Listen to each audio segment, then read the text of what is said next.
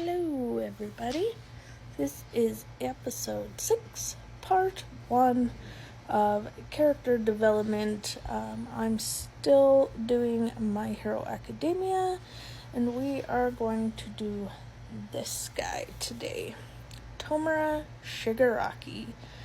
Now, this is not a happy tale, not even in the slightest. This is going to be sad, disturbing, and tragic. So it's going to be a bumpy ride. So, as always, a disclaimer. If you have not watched My Hero Academia all the way through or read the manga, you are going to have some spoilers because we have to go start to finish with this guy. So, buckle up. It's gonna be a bumpy ride. So, let's get started. Tomura Shigaraki. This is not his real name. This is his villain name. His real name is Tenko Shimura. Shumura? I can never say it right, but something along those lines. He was born with his grandparents, mom, dad, older sister, and a family dog. And he was also born with black hair, not his bluish gray to white hair. And he also had gray eyes, not his well-known red eyes that we see when he's first introduced and throughout the season. Now, his quirk was originally stolen from him by All For One. And then he was given this new quirk, DK. So he had always had ambitions to become a hero. He thought they were the coolest, and he wanted to help people. But his quirk didn't manifest, so he was like, okay, well, I'll keep waiting, see what happens. He was only 5, so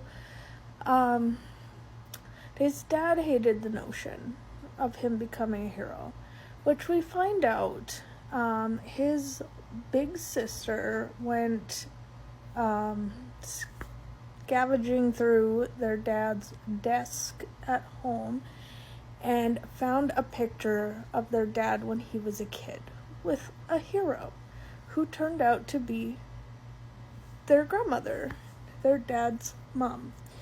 And it also turns out that their dad's mom, or their grandmother, was Nana, who is a previous holder of One for All. She is the one who gave One for All to All Might. And it turns out that she left their dad behind basically to keep him safe because All for One was after her and her quirk. So she did it to protect him, but One for All found out that she had a son, and he went talking to him and told him that his mom abandoned him to basically be a righteous hero and to be in the spotlight. She was just about the fame, like all that, when really that wasn't true. She did it to keep him and his future family safe. So all those years he thought his mom and all heroes were scum because they just leave their family. They're all about the fame, the fortune, nothing else. So he did not like the notion of his son, Tenko, being a hero because they're bad. So he thought the only option was to beat sense into Tenko. So you'll notice the more stressed he gets this little kind of anxious tick where he scratches himself to the point of bleeding. You can see him do it on his neck a lot. He'll scratch and scratch. In the flashbacks of his life, you'll see him scratching at his eyes and his kind of like face, mouth. And then he discovers his quirk in a very unfortunate way. So All For One gave him this quirk while they were walking together after All For One found him crying on the side of the road. And then that's when his sister found the picture. He got excited, saying there's hero blood in him, like, woohoo! Dad beat him up. He does have a scar right over his lip, which was made by his dad when his dad decided to hit him with a pair of pruning shears. And, yeah, he would beat him all the time just to try and put sense into his head, apparently. And then after that beating, he ran out to the garden and was sitting there crying. The one person he knew would always be there for him, and would cuddle him, play with him, whatever, when he was sad, was their family dog. So the dog came over, he was sad, he went to give the dog a hug, placed all 5 fingers and hand on the dog, and the dog decayed in his hands. So this very much upset little Tenko, obviously, and out of horror, fear, and sadness, he ended up clawing his face. So you can see a scratch under his right eye, or I should say scar, under his right eye from that moment. Then his sister came out to see what was going on because Tenko was screaming and crying in the garden now, and she saw the decayed pieces of their dog. She turns, runs to go inside to tell their dad what happened, and Tenko again went to stop her and placed all 5 fingers on her and ended up decaying his sister as well.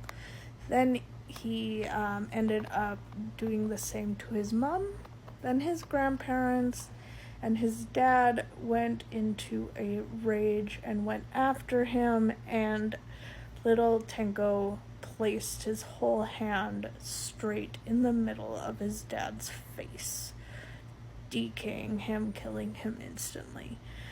He then was terrified. He didn't know what was happening. He couldn't control his quirk, so he left. He ran away.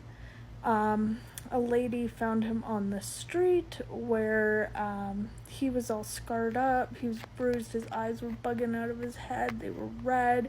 He was in a lot of distress. And all she did was look at him and go, "A hero will be here soon."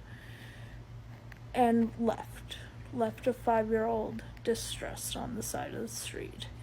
So he wandered for hours, hoping a hero would find him to help him. Nobody came. He was found in an alley, crying with 2 more decayed bodies in the alley with him. They turned out to just be nobodies, just punks who were probably giving him a hard time, so he used his quirk. He was found by All For One, and that is when the real manipulation started and turned that poor little boy into the symbol of fear. Stay tuned for part 2, where we're going to break it down some more and go right to the end, which is going to still be a bumpy ride and be very tragic. So stay tuned. Hello everybody, this is part 2 of Character Development Tomura Shigaraki Edition. Now we ended part 1 when he was in the alley as a little boy, 5 years old, after he used his quirk on his entire family. And All for One found him and took him back to his headquarters, where he very much manipulated him into believing everything he said. He promised Shigaraki a world with no heroes, a world of their own design, and he believed him. And he full-heartedly went with everything All for One said. Now, All for one of the things he did to kind of keep the fear in him was his villain costume is all the hands of the people that he decayed when he was little, when he was 5 years old.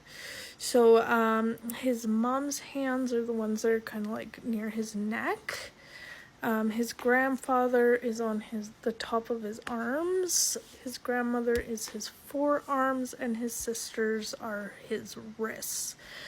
On his shoulders and kind of near his chest, those hands are the randos in the alley. And his dad's hands are the ones on his head. So his left hand is on his face, and his right hand is on top of his head. So this is just how Shigaraki went around. He would hide his face with the hand because his face was scarred, and his eyes were always bloodshot and kind of buggy out. And due to his condition of itching, he had lots of scratches and dry skin and whatnot around his face. So he always hid his face.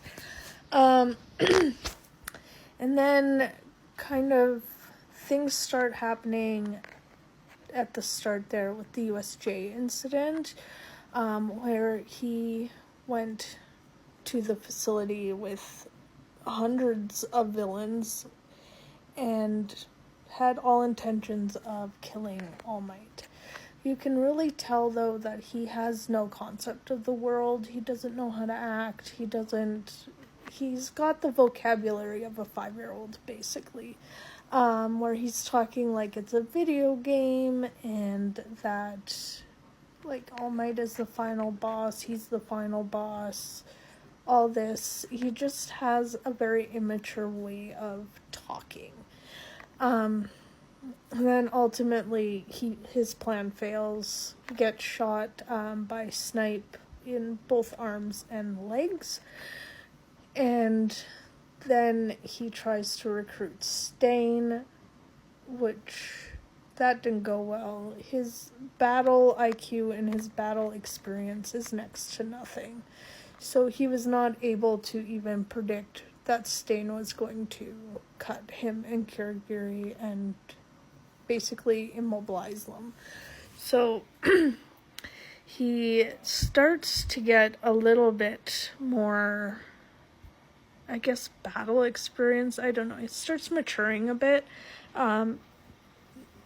after the training camp incident, where they they kidnap Bakugo and try to convince him to become a villain, due to the way he acted in the sports festival. But he basically saw his mentor, his father figure, get his ass handed to him by All Might, and that really kind of made him mature a little bit. He started making more adult decisions, I guess, if you can say that, like when it came to being a villain. Like, he decided to go up against the Liberation Front and defeat Redestro, which he's able to, but he gets very damaged. He loses half his hand. He's got like a pinky and a index finger or something left, and but he ends up gaining control of the Paranormal Liberation Front. which is a big step for him from where he was at the USJ incident, where he was just all over the place, a giddy little kid, basically. Then he becomes an adult, basically. You can really see the development after he saw All For One get his ass kicked. And then we kind of get to the war here, the starting of the war. So Shigaraki decides to let the doctor beef him up. That's basically what he thought. He was going to get an upgrade and become even more unstoppable. So he's gone for a few months, and that's kind of when the war kind of starts.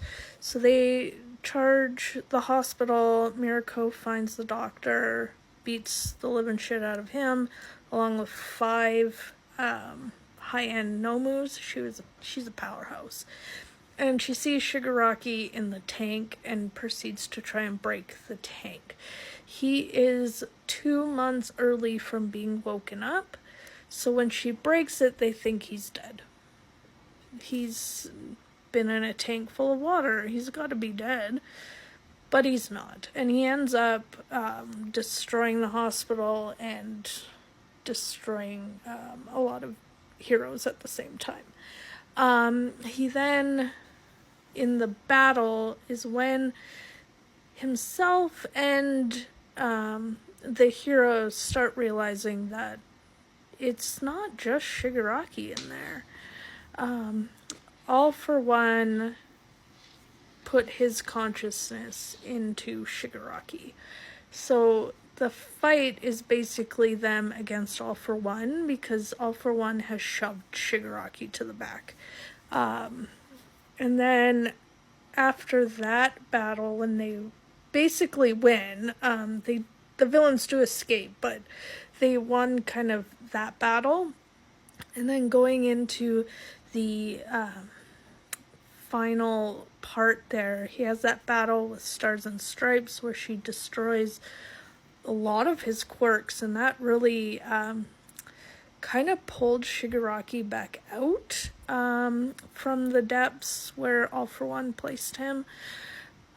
Because of the quirks, I think they kind of released him a little bit.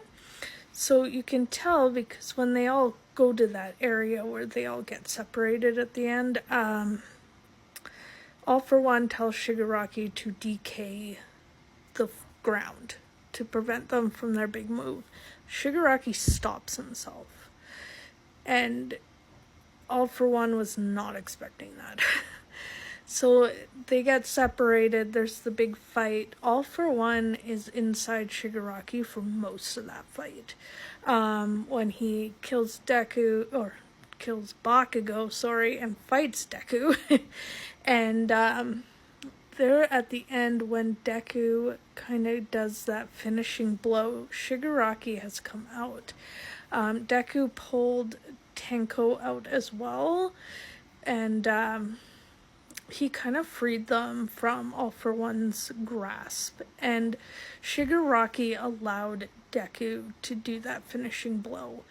He did not try to stop him. It looks like he does, but he really didn't. He's like, no, he needs to be stopped. He's not making the world that I wanted. He just wants it for himself.